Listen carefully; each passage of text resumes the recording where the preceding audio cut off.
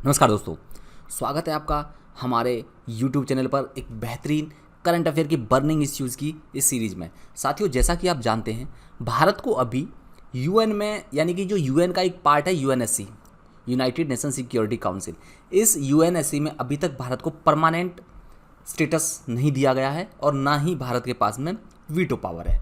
लेकिन अब फिलहाल जो करंट में चर्चा चल रही है वो ये है कि भारत को बहुत जल्द वीटो पावर मिल सकती है। वो किस आधार पर मिल सकती है, क्या कारण है, क्या वजह है, इन सब के चीज़ के बारे में, इन सारी इश्यूज़ को हम लोग डिस्कस करेंगे।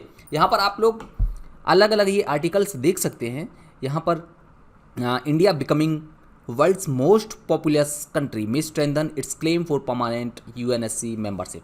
मतलब कि अभी जैसा कि हमने करंट की वीडियोस में भी डिस्कस किया था कि अभी हाल फिलहाल में जो एक यूएन की रिपोर्ट आई थी साथियों, उसमें बताया गया कि भारत बहुत जल्द, यानी कि अगले साल ही दुनिया का सबसे हाईएस्ट आबादी वाला देश बन जाएगा, यानी कि चीन को सरपास कर देगा भारत। सॉरी, और भारत अगले साल तक भारत की आबादी दुनिया की सबसे बड़ी आबादी होगी। तो इस आधार पर ये अब जो एक्सपर्ट्स और यूएन के जो एक्सपर्ट्स हैं वो कहने लगे हैं कि भारत अब बहुत जल्द अपना क्लेम कर सकता है कि उसको वीटो पावर मिले, यानी कि यूएन में परमानेंट मेंबरशिप मिले। आगे बढ़ेंगे इस चीज़ के लिए, पूरे इश्यू को डिस्कस करेंगे बहुत ही अच्छे से। हम ये भी डिस्कस करेंगे कि यूएन, उसके अलग अलग उसके ऑर्गन और उसके जो है वीटो पावर क्या है, इन सब चीज़ के बारे में बहुत अच्छे से डिस्कस करेंगे। लेकिन उससे पहले आपको ये सवाल अटेम्प्ट करना है और नीचे कमेंट सेक्शन में इसका आंसर करना है। राष्ट्रमंडल में हाल में 2 नए देश शामिल हुए हैं, आपको वो बताने हैं ये कौन से 2 नए देश थे जिनको शामिल किया गया है। जल्दी से नीचे कमेंट सेक्शन में इसका आंसर करिए। तो चलिए हम बढ़ते हैं अपने टॉपिक पर। देखो, जो ये रिपोर्ट जो जारी की गई थी, इस रिपोर्ट का नाम था वर्ल्ड पॉपुलेशन प्रोस्पेक्टस रिपोर्ट। ये जो रिपोर्ट जारी की जाती है साथियों, यूएन का एक डिवीज़न है, एक विभाग है, पॉपुलेशन डिवीज़न। ठीक है, कौन सा? पॉपुलेशन डिवीज़न, जो कि वर्ल्ड की पॉपुलेशन को उसका सर्वे करता है, कितनी पॉपुलेशन हो रही है, क्या, इस सब चीज़ के बारे में ये सब सर्वे वगैरह ये करता है।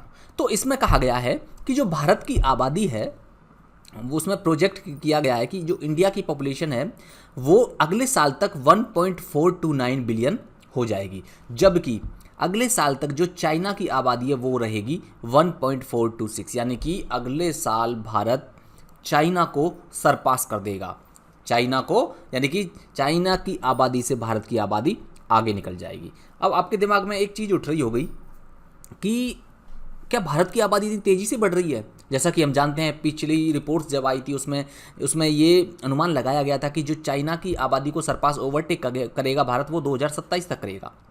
तो अब इसमें नई रिपोर्ट में कहा गया कि अगले साल ही भारत की आबादी दुनिया की सबसे बड़ी आबादी होगी। तो क्या भारत में इतनी तेज़ी से आबादी बढ़ रही है? जी नहीं, ऐसा नहीं है। देखिए, इसका सबसे बड़ा कारण है चाइना की आबादी में गिरावट, क्योंकि चाइना की जो जनसंख्या है ना साथियों, वो तेज़ी से गिर रही है, जिसकी वजह से भारत की जनसंख्या ऑटोमेटिकली बाय डिफ़ॉल्ट क्या हो जाएगा? चाइना की आबादी से ज़्यादा हो जाएगी। तो सबसे बड़ा कारण यही है, क्योंकि जैसा कि हम जानते हैं 1970s और 80s के दशक में हुआ क्या था दोस्तों। 1970 और 80 के दशक में चाइना अपनी पॉपुलेशंस के लिए एक नई पॉलिसी लाया था, जिसमें उन्होंने जिसमें कहा गया था कि कोई भी कपल एक ही बच्चा पैदा करेगा। तो इस आधार पर जो अब चाइना की आबादी बहुत ज़्यादा गिर चुकी है और अगले साल भारत की आबादी से इसकी आबादी कम हो जाएगी, यानी कि भारत की आबादी क्या हो जाएगी? ज़्यादा हो जाएगी। और इसी वजह से अब ये कहा जा रहा है, चूंकि भारत एक इतना बड़ा देश है, इतना बड़ा देश, दुनिया का जो सबसे बड़ी आबादी वाला देश, क्या उसको यूएन के परमानेंट मेंबरशिप से बाहर रखा जा सकता है? क्या उसको वीटो पावर नहीं दी जाए? तो इस चीज़ के लिए यूएन ने ये कहा है कि भारत बहुत जल्द क्लेम कर सकता है। लेटेस्ट प्रोजेक्शन की अगर और थोड़े से हम आंकड़ों की बात करें तो देखिए, यहाँ पर यह भी बताया गया है कि जो विश्व की आबादी है वो 2030 तक कितनी हो जाएगी? 8.5 बिलियन, 8.5 बिलियन आबादी 2030 तक पूरे वर्ल्ड की हो जाएगी। 2050 आते आते पूरे वर्ल्ड की जो पॉपुलेशन है वो 9.7 बिलियन, और इसका जो पीक होगा साथियों वो आएगा 2080 में, और इसके जब पीक पर होगी तो पूरे वर्ल्ड की जो आबादी है वो 10.4 बिलियन हो जाएगी। और ये जो इसका पीक कब तक रहेगा? 2100 तक इसका पीक रहेगा। तो ये हमने कुछ और आंकड़ों की बात करी। तो इसी आधार पर जो यूएन पॉपुलेशन डिवीज़न है, उनके डायरेक्टर हैं जॉन विल्मोट। इस जॉन विल्मट ने कहा है, चूंकि भारत एक दुनिया का सबसे बड़ी आबादी वाला देश के रूप में उभर कर आएगा, तो उसको यूएन में परमानेंट मेंबरशिप से बाहर नहीं रखा जा सकता है। और देखो, ये एक भारत के साथ में ये अन्याय भी होगा इन दुनिया के बड़े देशों को। P5 देश कौन से हैं? जो परमानेंट 5 कंट्रीज, उनको हम आगे डिस्कस करेंगे। वो भारत के साथ में ये अन्याय भी होगा कि भारत को वीटो पावर से क्या रखा जाए? वीटो पावर से बाहर रखा जाए, क्योंकि एक दुनिया का इतनी बड़ी आबादी वाला देश जिसका 1.4 बिलियन जिसकी आबादी रहेगी, और उसको आप वीटो पावर से बाहर करें, क्या ये सही तर्क है? बिल्कुल नहीं है। और चूंकि आप देख ही सकते हैं, जो भारत बिल्कुल एकदम चाइना को भी सरपास कर देगा, तो इस आधार पर इन्होंने कहा है कि भारत बहुत जल्द अपना ये क्लेम, इनसे सब चीज़ों से बहुत बड़ा बदलाव आएगा, जो पॉपुलेशन में ये बदलाव जो दिख रहा है। तो ये तो बात रही यहाँ इस चीज़ की।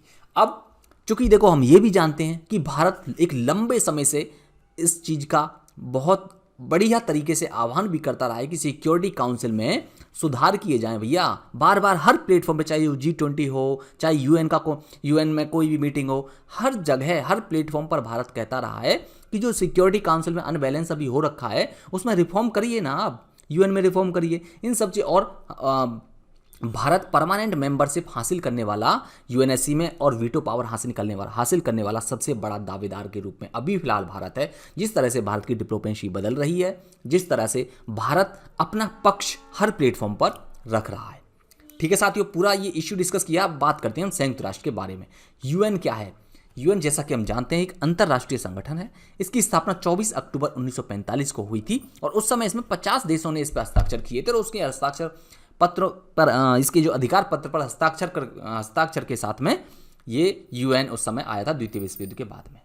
क्लियर हुआ? अभी फिलहाल इसमें 193 राष्ट्र हैं दोस्तों। इसके मुख्यालय की हम बात करें तो इसका मुख्यालय न्यूयॉर्क में है, जो यूएस का एक न्यूयॉर्क शहर है। यहाँ पर मैनहट्टन टापू है, यहाँ पर इसका मुख्यालय। 193 सदस्य जैसा हमने अभी डिस्कस कर लिया ये है। और इसकी हम जो ऑफिशियल लैंग्वेजेस की बात करें तो इसकी लैंग्वेज अरबी, चाइनीज़, अंग्रेजी, फ्रांसीसी, रूसी और स्पेनी, ये इसकी 6 लैंग्वेज हैं। और अभी महासचिव इसके एंटोनियो गुटेरेस हैं। इसके देखो, एक चीज़ आप याद रखिएगा, इसके 6 जो प्रमुख अंग हैं, कौन कौन से? महासभा और सुरक्षा परिषद, जिसको यूएनएससी बोलते हैं, आर्थिक व सामाजिक परिषद, सचिवालय, अंतर्राष्ट्रीय न्यायालय, ट्रस्टीशिप काउंसिल। हम बात करेंगे सुरक्षा परिषद की।